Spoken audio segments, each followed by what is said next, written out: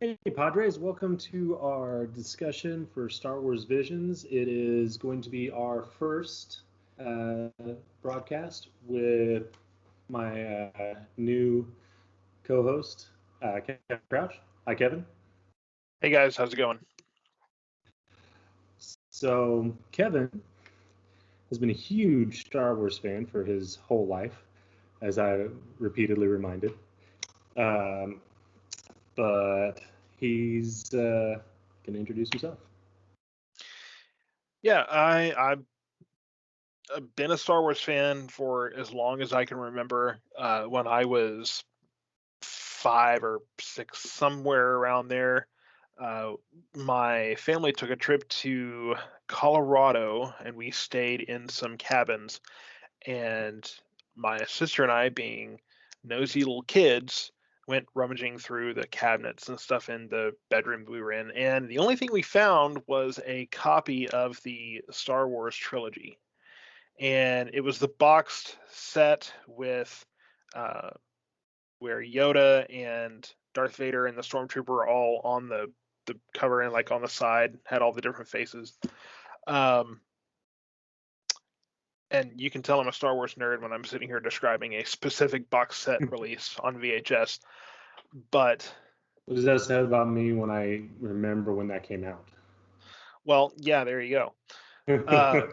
So anyway, that was my introduction to Star Wars because I'd never seen it, and so the 3 nights that we were there, we watched one of the films. And of course, we're talking about Star Wars Visions, and I think Ali wanted to bring me in to talk about this because not only am I picky to a fault, but I think I bring in a lot of perspective as far as how this might land for Star Wars fans and how this kind of fits into the Disney era, which is something that I think Star Wars fans are still really uneasy about. And I'm not entirely sure that this helps. So just so you know, there will be spoilers and things discussed tonight. We'll go into detail on some of these things, but I'm cautiously rummaging through my thoughts on this one for sure. So, mentioning that, it's really important to keep in mind Star Wars Visions at this point has been declared not canon yet, whatever that means. I do know that the lead character of the first episode, Ronan, has a novel coming out that's going to follow that character further. Um, so, with that, why don't we dive into the first episode? I liked it visually. Um, Go ahead. Yeah, I it was so let me kind of say this, that in my mind there is what Disney was going for, and this kind of speaks for not only the episode but the project as a whole. What Disney was going for versus what fan expectations generally are going to be. The episode was definitely fun. There was a lot of visually appealing stunts and scenes and things that looked really cool, and I'm pretty sure they were designed specifically to look really cool. Um, so you had a homage to the Holdo maneuver where he takes the lightsaber and it like goes through the storm or star destroyer kind of thing. You had just a number of very, I would say, extravagant moves that again were cool to look at, and they were fun to see. But in terms of story, I think that Star Wars fans have really high standards when it comes to that stuff. Um, there's so much that I'm looking at the screen going, that makes no sense. I was even texting you my little nitpicks here and there, and one of those being the fact that these characters are just chilling in space with no bodily interference at all. Yeah. They were out there, and the one time we've seen that demonstrated in Star Wars, there was a whole big question and conversation about that. Of course, it was settled that Leia Organa was using the Force, which makes sense. It makes sense, but that took a lot of effort, as was properly demonstrated in the film. So yeah, there was a lot for Star Wars fans. And again, I can't stress enough how Star Wars fans have really big expectations because they were set by the original trilogy, where a very futuristic and mystical universe was made to feel so incredibly tangible and real. And everything just felt like it was entirely possible. Yeah. So And it was cool to look at, but I had a really hard time being able to suspend my disbelief. okay, so let's talk about that was the third episode that he's referring to, the twins. There was a lot of Oh, really? Oh, okay. I'm getting. skipping ahead. It's I okay I yeah. because I know that's the thing that spoke to you the most. Um, Now, Leia, you mentioned that the character was that it really took a lot out of her, and I'm looking at it and I'm thinking, you're right because I don't think the character even recovered from it. Like you saw her briefly at the end of the film, and then in the next one you see her for just a moment, and that's when she dies. She didn't really fully recover. She was treated as though she was weakened from there on. And that's really interesting because that was not true for these characters. But I do remember at one point there was a question that I had is, you see these characters up in like the upper atmosphere and stuff, and they're standing on top of ships frequently in the games, like Battlefront 2. You're up in the upper atmosphere on the Star Destroyer as what's the name of Iden? As Iden, and it's like she doesn't have a helmet or anything. There really shouldn't be enough air for her to functionally breathe. So I think Star Wars as a whole has played a little fast and loose with oxygen. Um, so Yeah, I can somewhat agree with that, and I apologize for flying way ahead on that. I binged these episodes off and on in between several different commitments this weekend, so I think they're all starting to run together. Um, yeah, I but watched them once.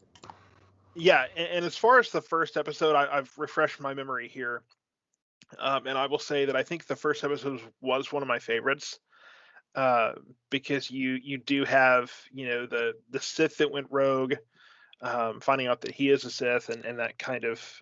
I personally, one thing you'll learn about me is when it comes to the I am more of a dark side. I'm interested in those characters more. Um, I'm interested in the fact that there's so much more depth to Star Wars villains than a lot of other stories where the bad guys are just bad because they're bad and there's no like reason for that. They're just horrible beings for no good reason. But Joker. yeah, right. Well, and you did have in Star Wars you do have a little bit of bending physics here and there. And I think, and I noticed that too about Battlefront 2 and Iden, and I think that there was a reason for, I don't remember, but I remember that my confusion was satisfied. I don't remember the specifics, but I do remember that I kind of, I spent a lot of time thinking about that, and after watching the cutscene a few times, it made sense. But um, yeah, that first episode, it was one of my favorites after watching the whole thing. Um, it was more Star Wars to me. Let me say that. It was more Star Wars, it was more of a tangible story. It was more um I did have to keep reminding myself that this is not canon and that kind of thing again because we've been kind of trained to expect that. But once I was able to kind of tell myself, "Hey, this is just telling a story that could be possible." To me, I kind of treated it almost like a story that a grandfather would tell his grandkids. You know what I mean? Even if it was something accurate, it's usually exaggerated. There's lore involved and those kind of things. Walked in the snow uphill both ways. A little bit, yeah. Yeah. So even before this came out, they were talking about the lightsaber umbrella thing, and when I saw Yeah. it in the trailer, my first thought was, okay, that looks cool, but there's no way it's going to be practical in an actual sword fight. And it was.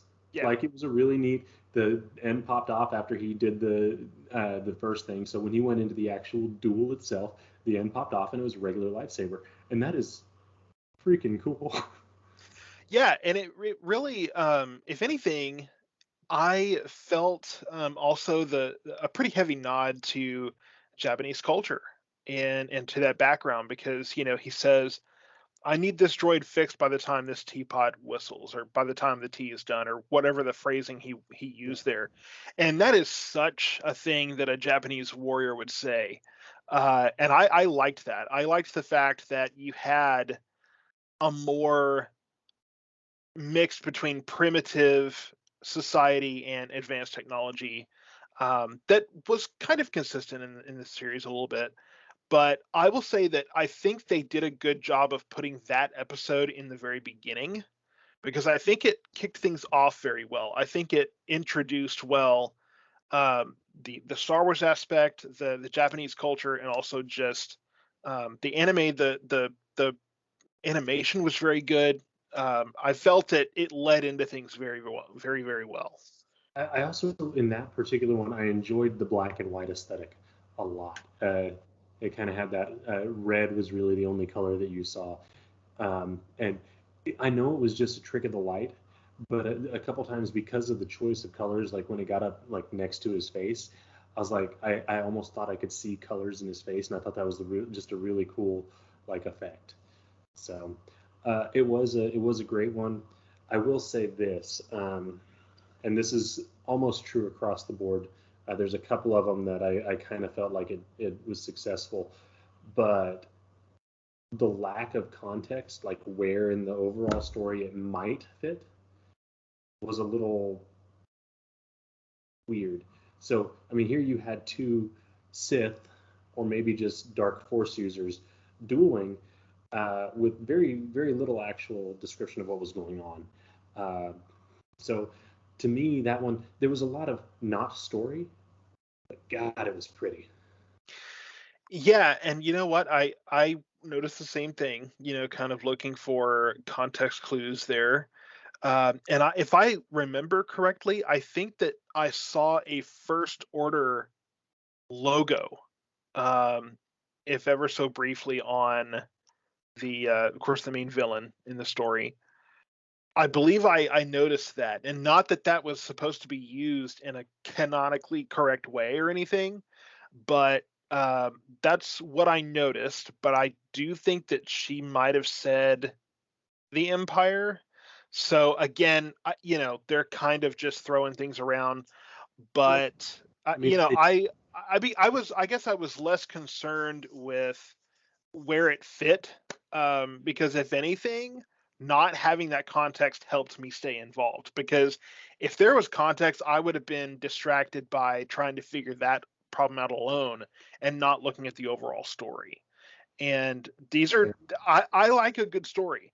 um Nobody strike me with lightning here by referencing Star Trek in the middle of a Star Wars conversation, but that's why I like the original series of Star Trek so much, because every episode is just its own full story, yeah. and there's cohesive ideas throughout the series, obviously, but they're just darn good stories to see and to hear. And yeah, that lightsaber umbrella thing was freaking ridiculous, but for what it was pretty great, and the way that they turned that into practical application was pretty sweet as well. Yeah. So let's move on to the next. This one, I think, I loved it for no reason. I know. And Yeah, base it a was so base great. playing hut. It's a base playing hut. Like, What other instrument would a Hutt play? Like it's got to be bass. It's got to be. But it I'm was a awesome. drummer myself, so it's got to be. If there's Yeah. anything a Hutt is playing, it's the bass guitar for sure. How did you like that drummer? I wish I could do that. Sometimes I feel like I need several more hands than I have when I'm playing a set. So I liked that. I think that they did a good job of um, doing that. It kind of it made me think of the I guess he's technically the equivalent of a keyboard player, the blue guy in Jabba's palace, where he's got the keyboard but it goes all the way around. Kind of made me think of that. And I'll segue over to the fact that music has always been kind of an interesting thing in Star Wars. Uh, I loved that this was a music episode. I'm a musician myself, and I will say that this is the one episode out of all of them I felt my son would really enjoy. I have a 6-year-old son, and that was the episode where I thought, okay, he's going to love this. But I didn't get that with any of the others. And I'm wearing a Boba Fett shirt. He's one of my favorite characters, so Boba Fett was in it, voiced by Tamora Morrison. How much better do you get than that? I mean, you get Boba Fett, you get the Slave One. I mean, just there's for that nod, it doesn't get any better. It's not the Slave One anymore. Remember? Okay, well, I'm not promoting for Hasbro or logo here or Lego here. Logo. That's how tired I am. So yeah, but it was a great episode. It was definitely much more kid, I think, oriented, and I do love the idea of looking at maybe the dynamic of musicians in Star Wars and the way that the culture goes a little bit. I felt like they did a good job of reaching across the galaxy a little bit. Because when you come down and you see the camera and you see the holograms, it takes you back to episode 2 when they're going through the nightlife of Coruscant and kind of experiencing some of those things. But and their tour bus spaceship looking thing, like you had somebody that's done a cross country tour with a band on that writing staff. I can guarantee you that because as far as just the band life stuff, completely accurate. Completely accurate. Yeah. I thought it was a lot of fun, and the music wasn't terrible. It wasn't like the best song I've ever heard, but it was better than I expected. It's not the Cantina band, but we'll live with it. That's right. Um, so as far as the third episode, which we kind of talked about a little bit, one of the things that I thought was really interesting about that was it is definitely post Return of the Jedi. Those were definitely First Order things going on. And it was kind of interesting that there was these two characters that were like raised just to be a weapon that didn't make any sense. And the story was told in a way that before it was done, you really cared about what happened to them, as bombastic as what was happening on screen was. But it left you with that question, like you would even ask me, you're like, what's the reason for this? And then right when you think to ask it, you have the answer. And I thought that was very well played. Yeah, it answers the question in the moment. It obviously in that short episode, you're not going to get the character development that it would take to explain how does he go from being born of the dark side to suddenly going, oh no, I'm a happy-go-lucky guy now. I'm a goody two shoes, and I'm going to do things right. It just there would have to be a lot more to that, and I recognize that. It did still feel a little bit jarring though, because it's just like we have this plan, and then all of a sudden he's sabotaging it. Like you just it sped through a lot of story. I think they tried a little too hard to do a little too much. And the story of Force dyads and Children of the Force and that kind of thing have that's been repeated several times. There's the brother and sister in the Clone Wars. There's the idea that Rey and Ben are that a dyad in the Force. I think that was even said by Palpatine in the last movie. So that's been played several times, but yeah, the two things that bothered me in the film or in this show, this series, uh, this episode in particular was, like I said, the grandiose stunts and things going on, just the constant like we're gonna show how much large scale destruction we can fit into one episode, and how many just crazy force tricks and stuff. It's just seemed like a lot. And then two, just the fact that you're taking on an incredibly complex relationship and an incredibly complex situation and trying to speed through it and give little crumbs. And then by the end of the episode, I'm going, okay, and maybe that's what they're going for. Maybe there's more content to come to kind of go through all of that. Sometimes they do that. Star Wars is pretty good at going, hey, here's a little bit, and now we're going to make you beg us for 3 years for the rest of the story before we give it to you. Well, I mean, we did But say it's not canon yet. well, and that's the thing. And like you said, there is a novel coming out regarding Ronan in the first episode. Um, so I'm sure let's face it, if Disney can make money on it, they're going to do it. Oh, yeah. So yeah, I mean, hey, give me the rest of the story. I want to know how someone can literally be born in the dark side. At that point, you're not even seduced to the dark side then. It's like that's all you are. That's your identity. And that's how you were born. And like, what does that even look like? How similar is that perhaps to how uh, Supreme Leader Snoke was created? There's a lot of questions that Star Wars fans are going to want to know out of that. And if they want to write a book about it, I'll buy it. My biggest question after watching that episode was not how they were like the things of all the things for me to nitpick at. Like you're talking about, oh, there's willy nilly on top of a star destroyer. Oh, he's just gonna do that. Okay.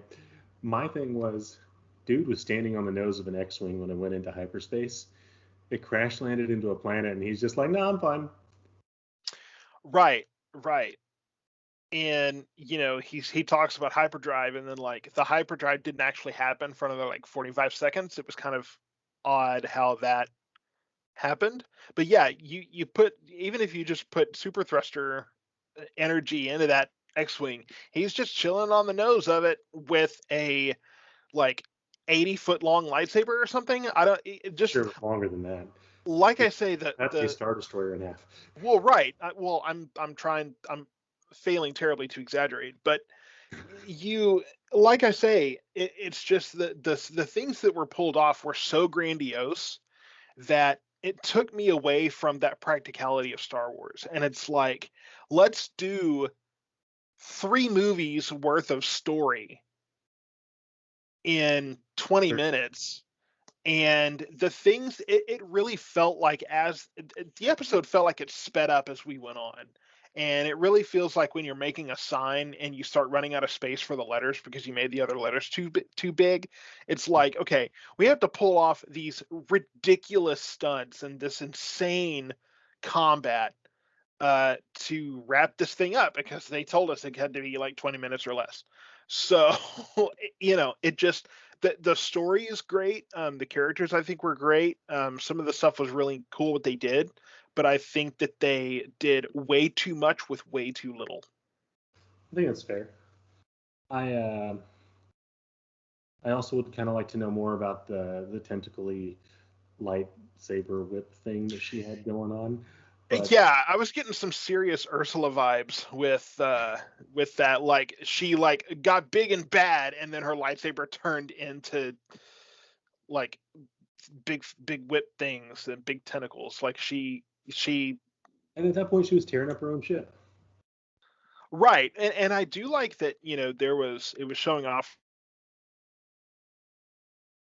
crystal in your armor and just see how that goes. Yeah, that's safe. Good idea. Yeah, no, I do like that they like showed obviously this is going to overpower and kill you. But then I loved how this lightsaber that not only went through the entire Star Destroyer, through her armor, destroyed the Kyber crystal. How is she not? How is she intact? how in the world? How did it not cut her? And it doesn't. It just doesn't make sense. I have the answer for all that. Anime. Maybe that's it. Maybe I haven't watched enough anime to know if that's just a thing. But like I say, that clashes really hard with Star Wars fans who are just so used to things being more tangible and, more, I guess, carefully attended to. Well, speaking of carefully attended to, that next episode, The Village Bride, that one felt like it had a very definite, this is where it fits. And I really felt like it felt like a Star Wars story. Like I have in my Yeah. mind a Jedi going to a random planet to help out some people. And that's the impression that I got. Now, continuity-wise, the coolest thing was that she had a yellow lightsaber because that's Temple Guard. So her life has been protecting others. So her refusing to up until that one point where she changed her mind was just a really cool character moment, especially considering how short it was. The character was very well told.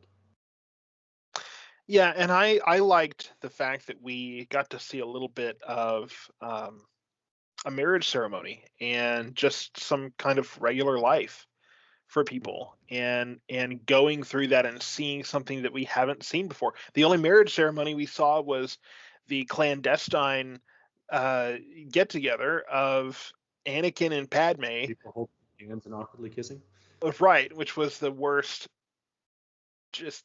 Why didn't they just no? I mean, I've seen like JP driven weddings that were less uncomfortable than that. Like it's that were more natural and just romantic and things, and whatever that was. I mean, no wonder it failed. But it just it was really cool to see that. And then the character, the Jedi at the end, the whole time that she's gonna help him. It just, the story was so, the foreshadowing was so in your face. But I did like, you have the classic hostage situation where it's got the gun to her back, and it's like, okay, obviously she's gonna pull this off, but we don't really know yet how. And then like her stiletto looking thing just like unlocks a little bit, and then she just kind of yeeted herself across the ground and took the guy out, and you're going, okay, Dad, that's about all that could have done that.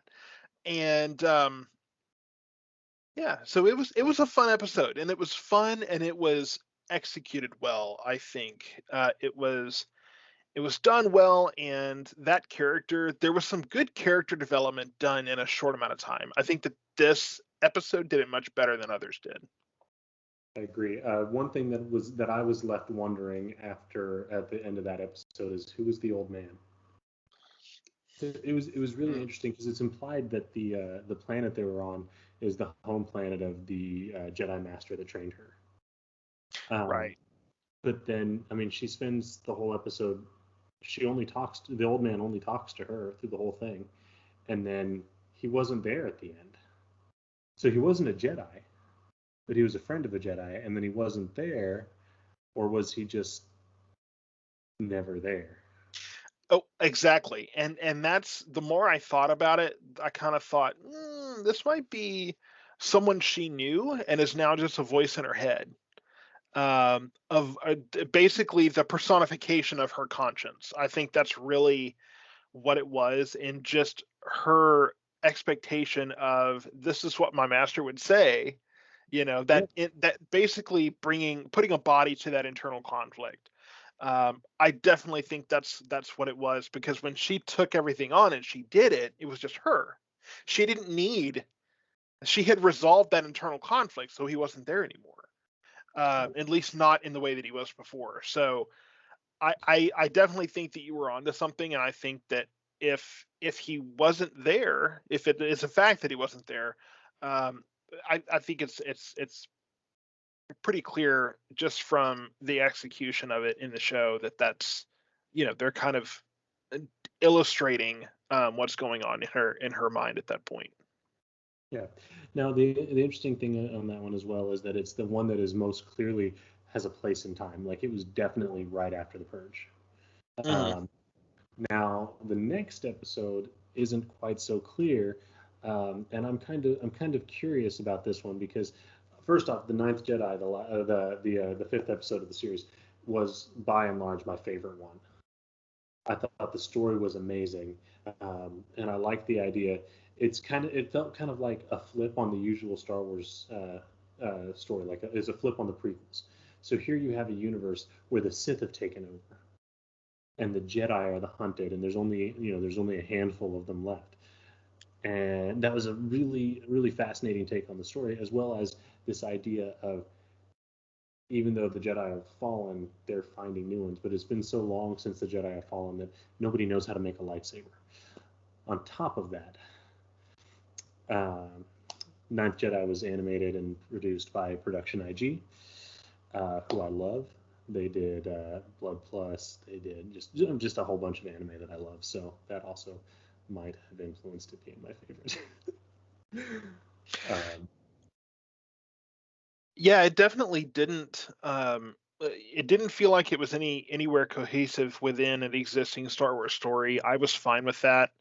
Um, the twist that you see in there definitely. There are a few twists in shows and movies that catch me off guard, and hey, this one got me. So, when they all turn and what's that? there's two, all of them turning, and then the droid. Well, right, right. So I'm talking about where they all ignite the lightsabers and they're all red, and that's your oh crap moment, if there, if you will, when you kind of go, okay, this we're significantly less safe than we thought we were, and you get this picture, and then when the droids revealed, they pulled that one off really well too. When the uh, oh, what was the title? Um, Blank, and I pulled up notes to try to remind me of these things, and it's not there. So uh, that that heroic character, that the droid opens up, and which turned out basically to be a Star Wars Gundam of sorts. So it pops open and he comes out and basically kicks all of the butts, at least a good number of them. And then, of course, her lightsaber turns blue. If I'm this is the same episode, if I'm thinking right. Um, and that was a neat moment. And of course, So what you just said is really interesting. The yep, lightsaber turning blue. That was a right. concept that was introduced there that I thought was really cool. In Hmm. that when she turns on the lightsaber, it's like translucent. You can tell it's there, but you can see like right through it, and it just keeps like adjusting length on her. And the throwaway line that the wielder determines Hmm. the wielder determines the length of the blade, and I thought Right. that was just the coolest thing because it shows the growth of the character. So that was a really cool thing to me. Yeah, and I think that borrows from a lot of what the fans have assigned lightsabers. When in traditional Star Wars lore, of course, you have where the Jedi designs the lightsaber, and so it is a product of a Jedi's labor. It's a product of their character. But at this point, it's taking the Harry Potter approach of, well, the lightsaber reacts to who you are, and the lightsaber, the way it appears and the way it functions, is a reflection of you.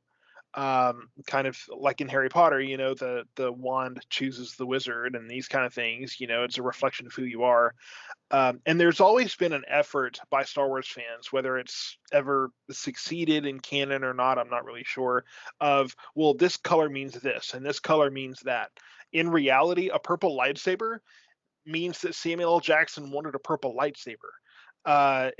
So there's just not a whole lot of and for a little while in the prequels, it seemed like they wanted the younger Jedi to have blue lightsabers and the more experienced older Jedi to have green lightsabers. But then by episode 2, that kind of those waters got muddied as well. So Um, it's Officially, there is actually officially the designation for the colors and what they are, but I think by the time of the original trilogy, that's lost. I think Luke Skywalker's lightsaber is whatever color he made it.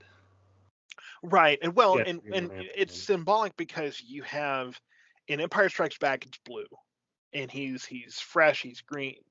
Well, I shouldn't say green because I'm about to contradict myself, but he's new, he's a young, Jedi, he's just learning. And then in Return of the Jedi, he has to create a new lightsaber, but he's experienced now. He's learned. He's gained all of this knowledge, and then it's green. You get to Phantom Menace, and it's Qui-Gon Jinn, the Master, has a green lightsaber, and then Obi-Wan Kenobi, the student, has a blue lightsaber. And you're kind of thinking, okay, well, this is another reflection of that. But then in Attack of the Clones, you had to have a grand number of Jedi, and so they just have colors all over the place for no apparent good reason. And again, Sam Jackson wanted a purple lightsaber, and they wanted him to play the part, so they made an agreement. So but and that's the thing, is you talk about the kind of the official designation of the lightsabers. I've never seen that in a real official capacity, so we'll have to check that out. The big official one is that it's the Temple Guard that have the yellow ones that I mentioned earlier. Right, and that's and that was definitely established in the Clone Wars. But then it's also the particular role of Jedi that they have, not necessarily, Master, Knight, Padawan, anything like that. It's their particular focus. The way that it's been explained and the way I understand it is the green ones are the ones that are less combat oriented and more mind, more thinking, whereas blue is more combat. Unless you're talking about Samuel L. Jackson, and the semi-in-canon explanation is because his particular style of force wielding taps into the dark side a little bit, so you get a little bit of red in that blue.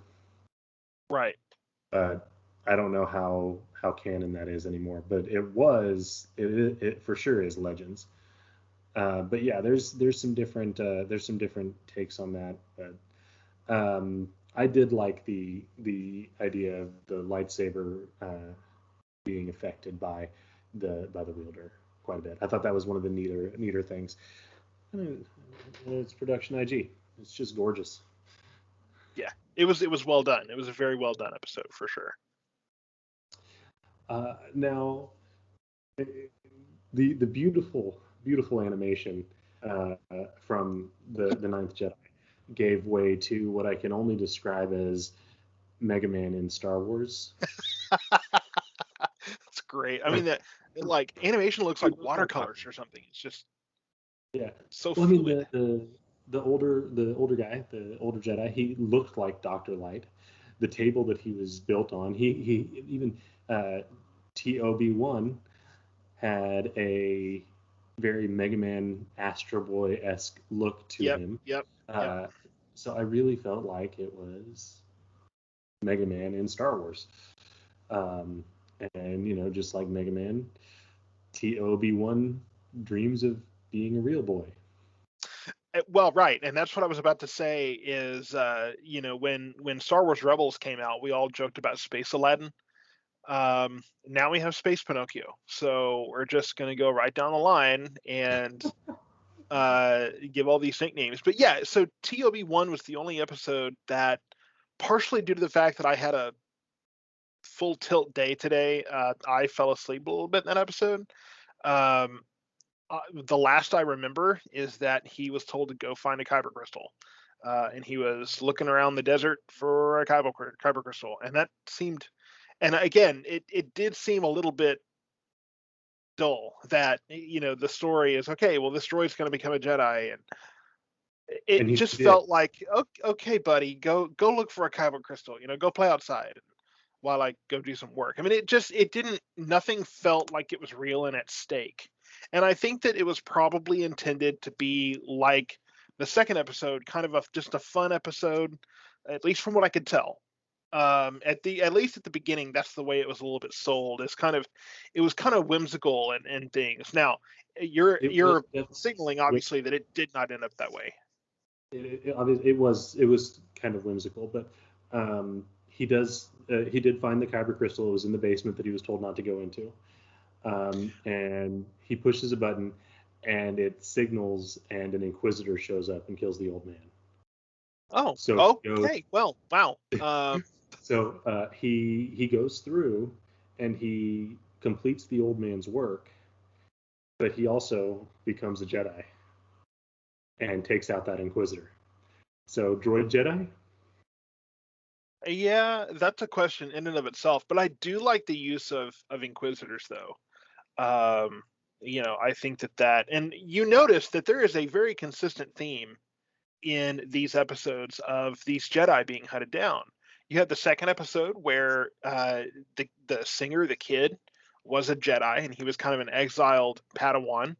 Mm-hmm. They talk about the Separatists. It felt a little bit like Din Djarin from The Mandalorian, where the Clone Wars led to his orphan situation. And then you have the other episodes where the Village Bride, where she was she was affected by that purge, and then the Ninth Jedi, they're all in exile. So that was definitely a common theme throughout all of these, where you had these former Jedi that were trying to make their way in a post-order world, and then obviously number 6, he made himself a kid, and somehow or another he became a Jedi.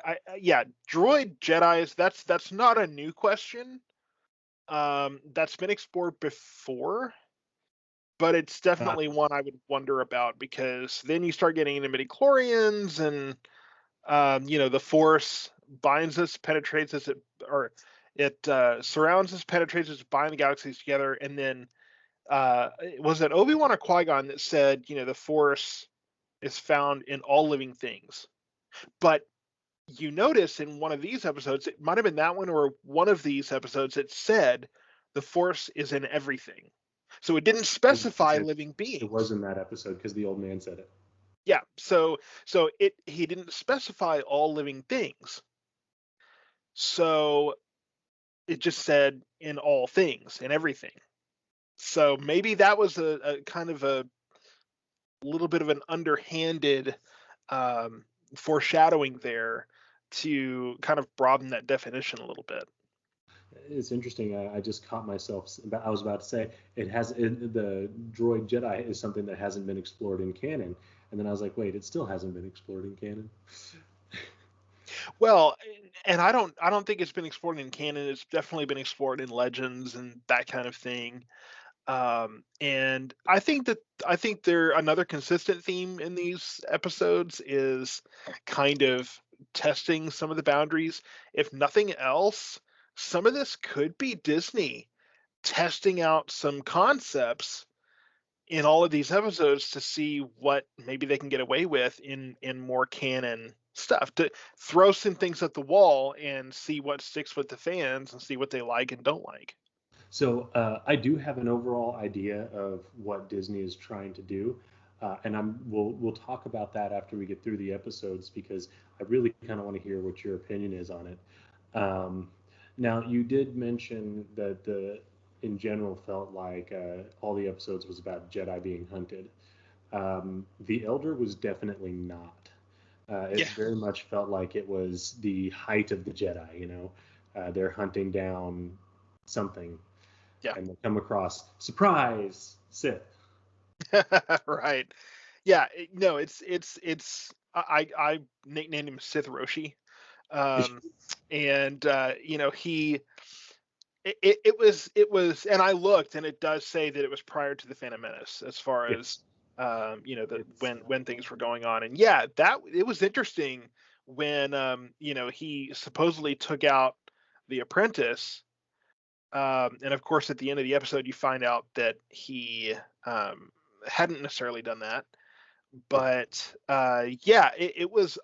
I will say there were a couple of episodes, and I think the other one I said this about was either the Ninth Jedi or the Village Bride, where I said, okay, they went there. They kind of, and I know that's something that's anime watchers are used to, but not necessarily Star Wars viewers used to just straight up hacking people up. And Yep. in Star Wars, that's like your climax moment is somebody getting cut in half. Whereas in a few of these episodes, they just taking people out left and right, and they are not hiding the blood. They are going after it. And the Elder, it was some pretty, It's in your brutal. face combat. So I was impressed by that. I felt like this was the Sith Yoda moment of hey, look, an old dude. Oh crap, he rocks. He's really good at this. And it just it was good. It was a good episode. It definitely kept you engaged on the edge of your seat, and it was a good story. Okay. And it also is one that felt one of the most Star Wars of them. For sure. Now, let's talk about the bunny girl. Dang. This okay. If there was ever an episode like where they got deep, it was this episode. From the very beginning, this episode was very deep, very emotionally invested. Just playing all the games with your heartstrings. And that's why I liked this one. It went into a lot of personal issues, and it went into a lot of personal conflict as well as physical conflict.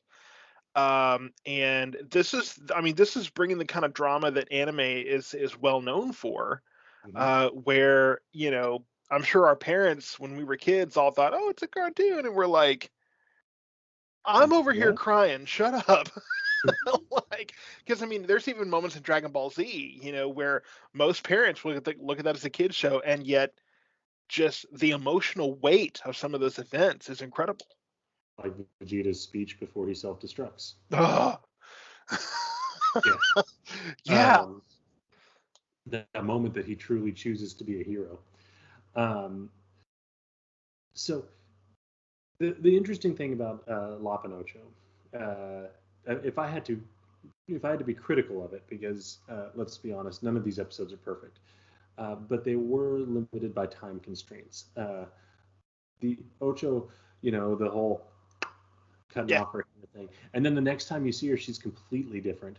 I don't know why she put the red on her eyes. That didn't make any sense to me, other than to imply she's bad now.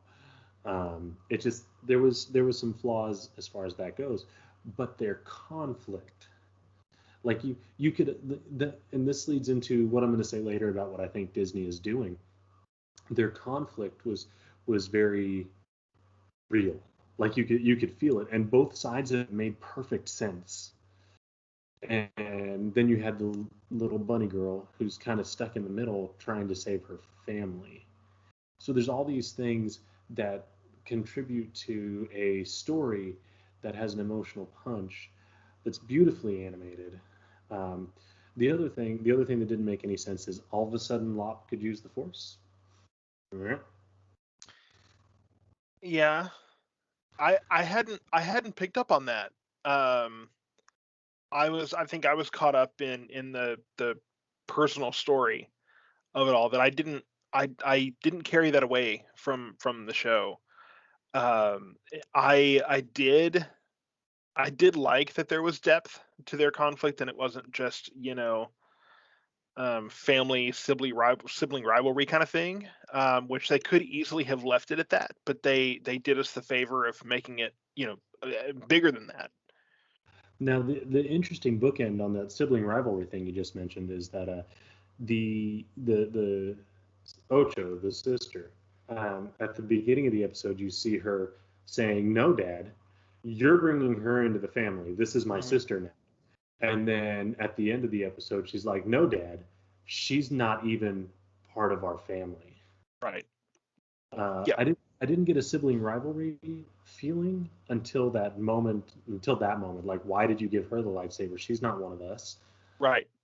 And Uh, that's what I'm saying is they could have simplified it and just made that the story, but they I'm glad they didn't. Is my it, message there. and it's a it's a layer. Yeah, and there was, I think there was, dare I say, even some biblical inspiration there. And this is an archetype that is common in many stories, not just biblical stories, but where you go from, the second born son. Of course, in the Bible, especially in Hebrew tradition, it's very big for the firstborn to get the inheritance, to get the preference, to get all of that. Yet multiple times in the Bible, Isaac and Ishmael, Cain and Abel, there's examples of when that didn't exactly mean everything, and that honoring family and honoring your faith was taken as a bigger priority than those traditions. And the other thing I liked too about the story was this was the first non-human slash non-human like character that really was a main character in the stories, because the others, they were humans, and then obviously TOB1 was a droid but made to be like a human. Lapa Ocho, not necessarily though. She was obviously not human. And so I appreciated that they brought some of that kind of diversity to it. Something a little bit different that started to kind of get old after a while, just seeing human after human after human, when we know Star Wars is bigger than that. Except the Tatooine Rhapsody. Well, right, but the main character, Is again, the main hero was human. But yeah, so it was cool to see some of the tradition led passing along of the Jedi, again, the Jedi traditions. And I felt I used the word tradition too much, but it works. And yeah, that's another one where we could get probably a whole book full of background and context. And you talk about kind of the war paint on the eyes. I would, if I had to guess, I would say that there might be a cultural background to that. I would be curious to see if that was something that maybe Shogun warriors or someone in Japanese history, maybe that was important, because I know that Native Americans obviously did that. But I would think that if there's gonna be finding a reference to that, that's the first place I would look. Well, if any of our viewers know, please tell us. That was an interesting decision they made. So Akakiri, the last episode. Did they have to end that way? Yeah, my response to that was, is that it? Dang, golly, we talk about like heavy, just ugh. And I think it, again, I mentioned that I'm a Sith. I spent a lot of time studying Sith lore, so it felt that was the most, I think, authentic representation of the dark side that I've seen. Okay. Definitely playing on the bringing your spouse back to life. Fortunately, he didn't choke her to death, or choke her will to live to death, or whatever, however you want to go into that. But it, he sells his soul, and but you see, it's another representation of the irony that he saves this person, but he sold him his soul to where he cannot then be with that person. Yeah. So the moral of the story, not worth it, and I mean, maybe for him, that was a selfless act, but then you're selling yourself to go become a villain, and it just, yeah, it I think they intended to leave you hanging, to leave you unsatisfied, because now she has to live with that fact that he saved my, not really, but he saved my life And how many and is he? became a Sith. Yeah. Like, gee, thanks. I did not like that episode. Out of the 9 episodes, it was the only one that I didn't like. It just, I don't know how to explain it. Like, the whole episode felt really down. It was very subdued. And even like when you see him when he leaves the Jedi Temple to go to that planet, he's clean shaven. He looks, like he's taking care of himself. But when he gets there, he looks like gaunt and he's stubble everywhere. And it's like, okay, what happened in the interim? And then you get to the end, and it's just like, this is how we're going to finish it with a hero falling. Why? But then I started thinking about it. Do any of the episodes have a happy ending, like a truly happy ending, except for Toby? I think the well, I mean, if you get into Tatooine Rhapsody, you're kind of left on a cliffhanger, but at that point it's heavily implied, right, that they are given this opportunity to go be a successful band, or at least the Hutt is kind of off the hook. So it's not fully resolved, but you're given the implication, that the conflict has been taken care of. But you're right. I mean, there's not, and again, I think that's another anime related thing where it's not just, they lived happily ever after. In anime, you have real consequences, and it's real life, and not everything is bunnies and roses. No, that was episode 8. Right. Well, but and there's not always going to be in life. There's not that after you go through terrible things, it's not always going to be as good as it was beforehand. So, I think that it was a very down episode, and I don't think they should have ended the series that way. I would have put that somewhere else. In the middle. And instead of ending the whole series that way, because I mean, it's just really you really do kind of just get left with, oh, it's like, okay, well, I guess I'm done watching this now. You don't get any satisfaction at all. And that's kind of where it left me. It's like after watching La Pinocho, like that would have been a way to close it out because that was such a great episode. Yeah. And then go in straight into Akakiri, and it's just kind of like, okay.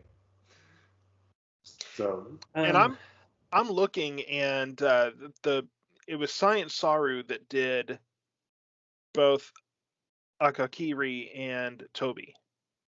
So TOB1. So I don't know what that says necessarily, but very different styles. Yeah. Well, I mean, I'm looking at some of the clips here, and the animation itself there's a lot of different coloring, kind of different color palettes for the two, but the more fluid and soft animation looks pretty similar actually between the two. Well, I'm referring more to the style of the characters, like. Yeah. The old man in Toby, he's kind of squat, very round, whereas the characters in Akakiri are like full size people. So it is kind of, I don't know. I didn't realize that the two of them were made by the same. I know there was a couple of them that had the same, but I think my definite favorites are the Ninth Jedi and La Pinocho, and I think that without a doubt Akakiri was the weakest, but that could have been the placement as well. Yeah, and I think that it was. If I had to say, well, let me qualify this. I would say the weakest,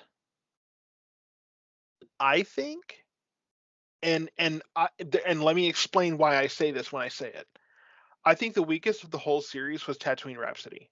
Now, the reason I say that, as much as I enjoyed it, it did not at all feel like it fit in with any of the other episodes, because it's just not dealing with any of the other common issues that the other episodes deal with. Tatooine Rhapsody was really just an outlier, and I mean so much of it was with kids, as opposed to the other shows that dealt with more adult characters, or at least more mature characters. Yeah. Really, it really did feel just kind of out of place. And as an episode by itself, I loved it. But it definitely, you get through the whole thing and you kind of go, Tatooine Rhapsody was kind of just like a side distraction, almost like if you got a side quest, in Star Wars Visions, it's Tatooine Rhapsody. I mean, it was a fun side quest, so.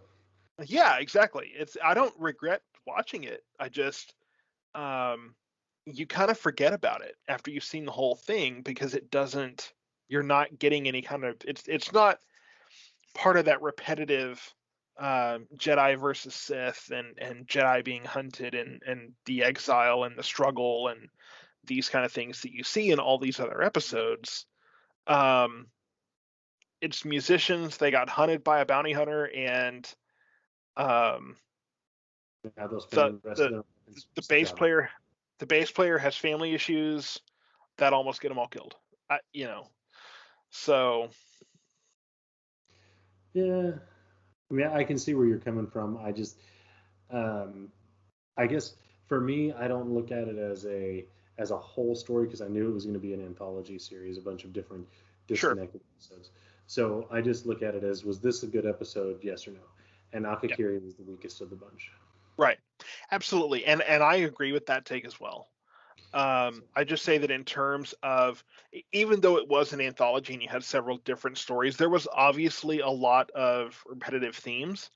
And so for me, just as someone who's taking in these stories, it's hard for me to remember that Tatooine Rhapsody was part of this specific anthology, because it just feels just out of place. As far as, yes, when you get to the weakest story overall, yeah, I think Akakiri definitely was, because it's just a depressing episode that's like, okay, and then I'm just gonna really really make you sad, and then I'm gonna bounce. I mean, that's all it does. It did about as good a job of convincing me that the Jedi character and the woman who was supposed to be a woman he was in love with, like, they did about as good a job convincing me of that as Attack of the Clones convinced me that Padme and Anakin had even liked each other, let alone were in love. I can agree with that. So now this is where I think Disney's going, and I know people really, really hate The Last Jedi, but I think the big conversation leading towards this started with that.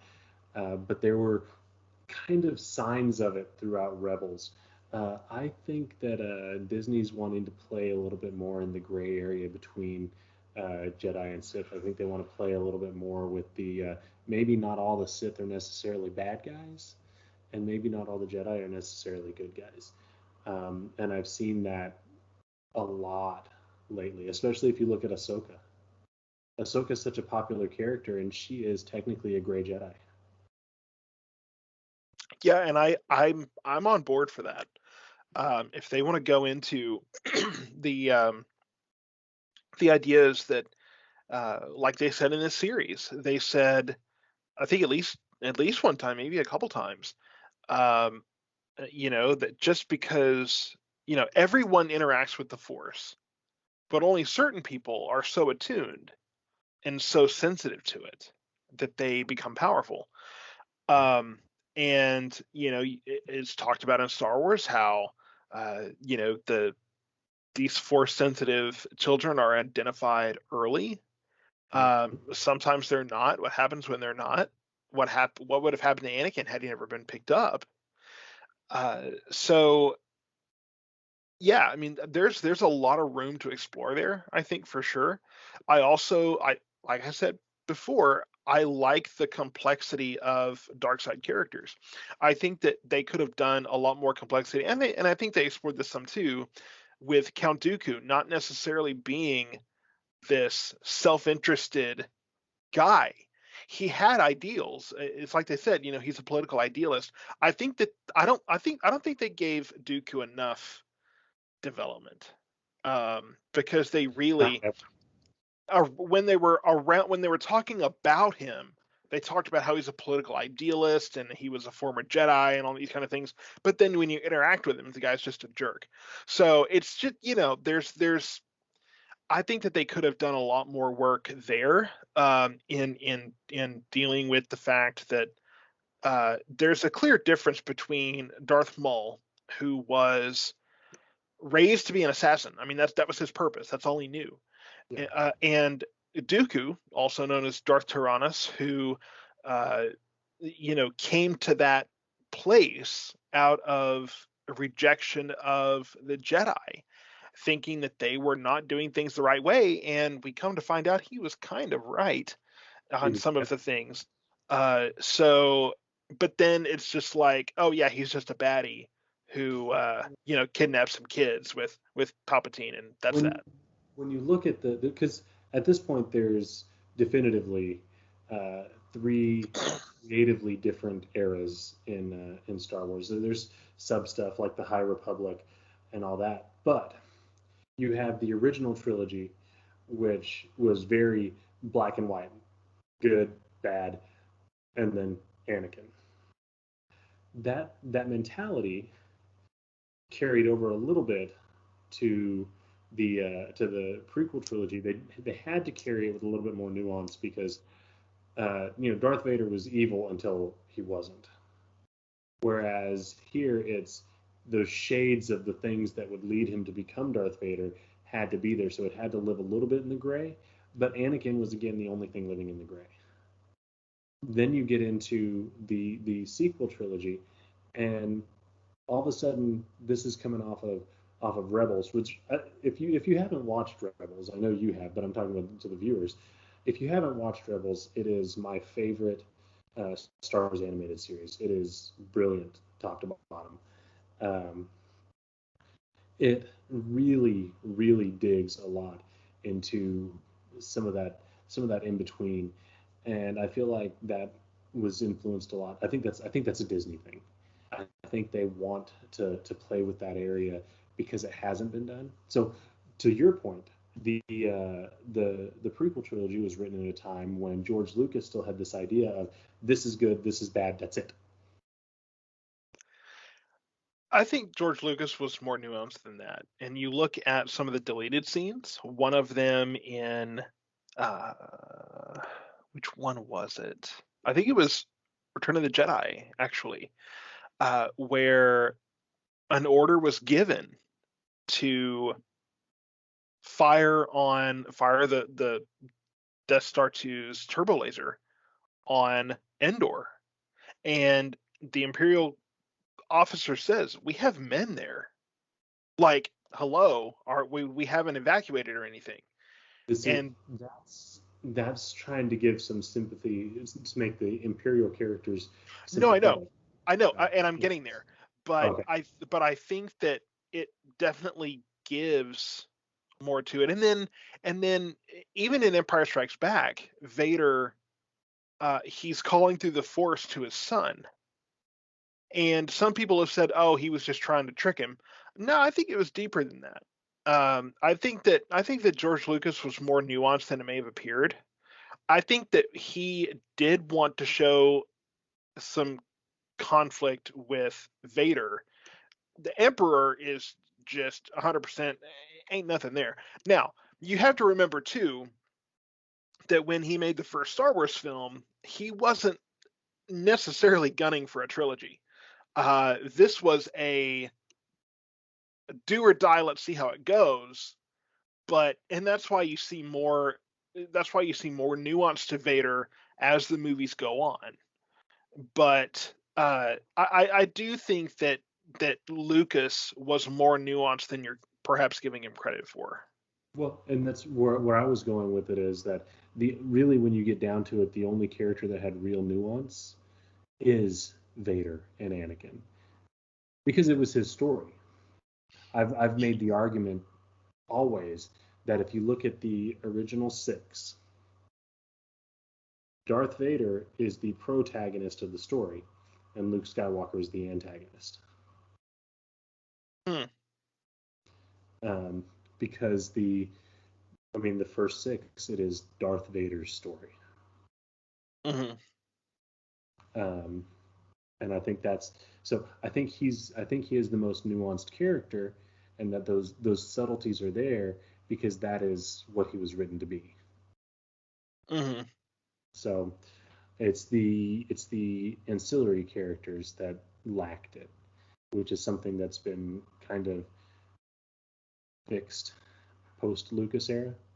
Now, don't get me wrong. I don't hate on George Lucas. He gave us Star Wars. But I think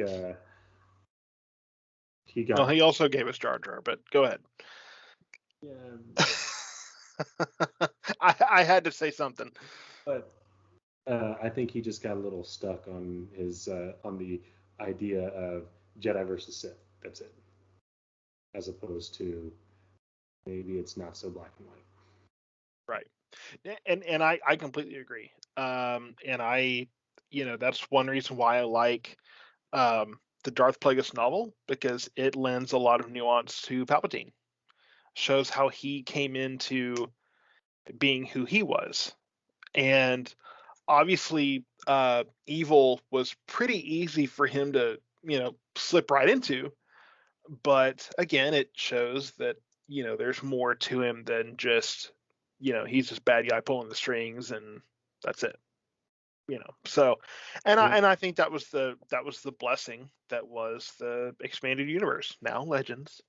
But the expanded universe allowed us to go deeper into some of these characters, whereas the movies didn't. That's true, and that's one thing that I think Disney is doing right, in that anything now is official canon, and it goes through all their processes to make sure except Visions at this point, which again is kind of my frustration. Is they made this whole point, and they made this, that was like the whole big deal, was making everything canon, and then they make this and they kind of just sure, why not? We'll see how that actually plays out, though, because I'm not sold on it not being canon. That's just what they're saying now because they haven't told the stories around it. Well, and that's possible. And I don't know if they're going to try to go into some like multiverse thing or something. I don't know what they're going to get into, because they left the door open to that in Rebels. So, I don't know what they're going to do with this, but it's going to be pretty difficult. I mean, it was hard enough for them to try to work all the new tech in Rogue One into everything and try to say, okay, yeah, no, they only had those fighters there because they were prototypes for that planet. Okay. Basically saying that planet was a experimental location or something. I think they squeaked by with that. But if that's going to be the case, if it's going to be the case that we're going to start making canon more fluid, explain that and take away what they said before about how everything was this tightly wrapped, centralized story. Right. And regarding the stories, at least Rogue One made some sense. The way they tried to make like they made an entire movie to explain that George Lucas didn't know that a parsec was a unit of distance. Yeah. Yeah. Yep. Yeah. So, well, yeah. Well, I hope everybody enjoyed this. Went on a little bit longer than we had anticipated, but seems like there's a lot of Star Wars to talk about. Yeah, I don't know how you go through 9 episodes of brand new stuff in any shorter time. So I think we're doing okay. Just as a point of reference, at this moment, our conversation here has lasted longer than Star Wars Visions. Sure, but maybe a few of those Visions episodes should have lasted longer because we talked through all the stuff they didn't show. And just for so everybody knows, between Ollie and myself, this conversation could take 8 hours, easily. So we're doing you a favor, and me a favor, because it's late, and I think I'm almost losing my voice at this point. I'm so tired. So I'm going to go crash and sleep for a short period of time before I have to be up early in the morning. And I'm sure I'm going to probably dream about some of these things, and I'm going to be opening my notes app in my phone going, okay, now I need this answer.